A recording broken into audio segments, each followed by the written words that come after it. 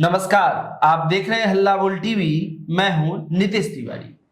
कल रात में तेज प्रताप यादव और तेजस्वी यादव की मुलाकात हुई। मुलाकात के बाद तेज प्रताप यादव प्रशांत किशोर पर चुप हो गए हैं।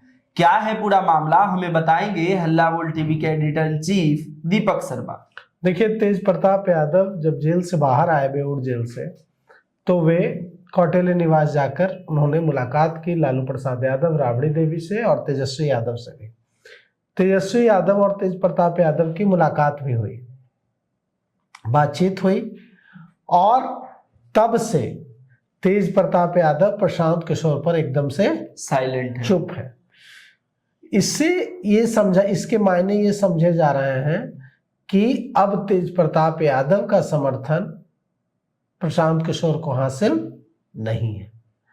मतलब जब तेजस्वी यादव नहीं थे बिहार में, यूरोप गए हुए थे, तब प्रशांत किशोर ने तेज प्रताप यादव को फोन किया था और फोन करके समर्थन मांगा था बांकीपुर उपचुनाव में। तेज प्रताप यादव थोड़ा भोले भाले माने जाते हैं। प्रशांत किशोर ने फोन किया, समर्थन मांगा, तो उन्होंने समर्थन दे दिया। उन्होंने प्रेस कॉन्फ्रेंस कर दी और प्रेस कॉन्फ्रेंस करके कहा कि हाँ, हम अपना समर्थन, तेज प्रताप यादव का समर्थन रहेगा प्रशांत किशोर को, जनशक्ति जनता दल का समर्थन रहेगा प्रशांत किशोर को। लेकिन तेजस्वी यादव के आने के बाद, जिस तरह से तेजस्वी यादव ने आरजेडी की कैंडिडेट रेखा गुप्ता के पीछे अपनी ताकत झोंक दी है, उसके बाद अब तेज प्रताप शायद ही प्रशांत किशोर को लेकर कुछ बोले। वे अब ये तो कह नहीं सकते कि अब मैं समर्थन नहीं दूंगा, कल चुनाव है, लेकिन वे अब चुप हो गए हैं।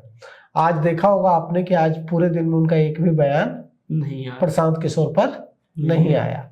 न उन्होंने कोई अपील की प्रशांत किशोर के पक्ष में मतदान करने की।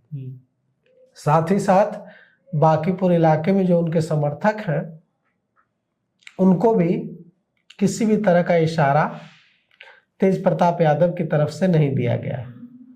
तो कुल मिलाकर बात यह है कि तेजस्वी अब पूरी मजबूती से अपने वोट बैंक को समेटने में लग गए हैं, क्योंकि अगर तेजस्वी यादव अपने वोट बैंक को बांकीपुर में समेटने से नहीं रोक पाए तो इसका बड़ा दूरगामी असर तेजस्वी यादव और राष्ट्रीय जनता दल की राजनीति पर पड़ेगा। तेजस्वी यादव के बारे में ये बनेगा परसेप्शन कि वे अपने वोट बैंक को सहेज कर नहीं रख पा रहे हैं, और इसका सिर्फ बांकीपुर में घाटा नहीं होगा, लंबे समय में बड़ा घाटा होगा। और तेजस्वी यादव इस बात को अच्छी तरह समझ गए हैं। इसीलिए यूरोप से लौटने के बाद उन्होंने राष्ट्रीय जनता दल की कैंडिडेट रेखा गुप्ता के पीछे पूरी ताकत झोंक दी है। और रेखा गुप्ता अब जो पूरी तरह से फाइट से बाहर चल रही थी, लग रहा था कि लड़ाई में रेखा गुप्ता कहीं है ही नहीं, भारतीय जनता पार्टी के और प्रशांत किशोर के बीच लड़ाई है, अब रेखा गुप्ता फाइट में आ गई है। और सब लोग कह रहे हैं, कोई कह रहा है कि भारतीय जनता पार्टी जीतेगी, कोई कह रहा है कि प्रशांत किशोर जीतेंगे।